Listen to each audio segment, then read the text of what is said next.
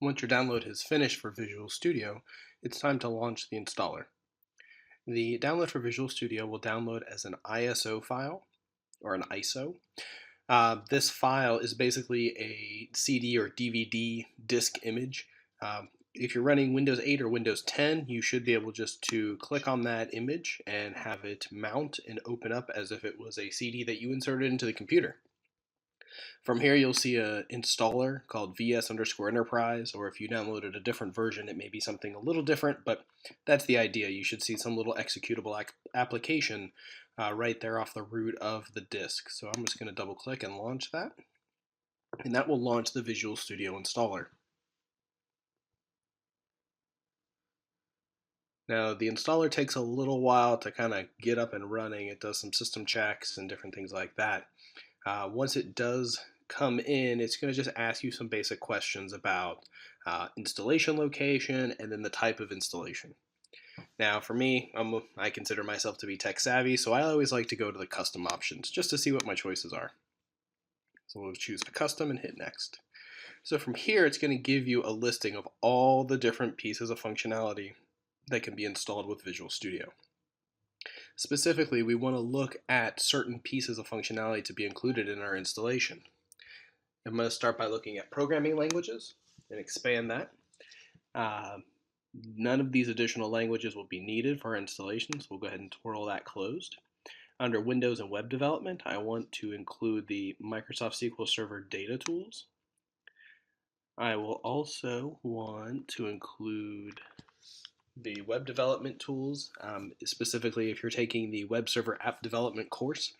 If you're in contemporary programming, it would be nice to just have this installed because the next course you'll probably be taking is web server application development, so you don't have to go back and reinstall Visual Studio again. Make sure you have those web tools installed as well. We'll go ahead and twirl that closed. We will go under Common Tools, and we'll want to go ahead and install the Git for Windows, the GitHub extensions for Visual Studio. These will both be needed in later lectures as well as management of your project throughout the rest of the term.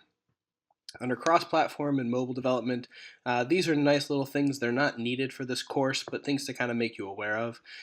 There is the C#.NET Xamarin third-party components that allow you to build mobile applications for iOS and Android using C# and .NET. That is something I'm personally starting to explore, and they're fun little tools to see. There's also the Apache Cordova project, which is an HTML JavaScript-based engine for building mobile applications.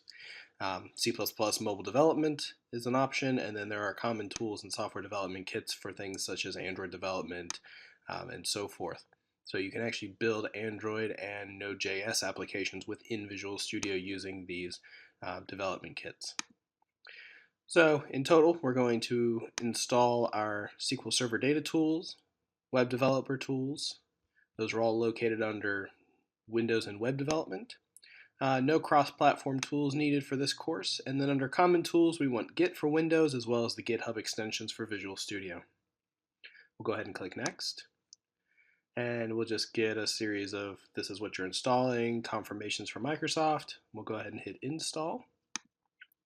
And this will begin. Oh, you gotta hit yes to accept the user access controls.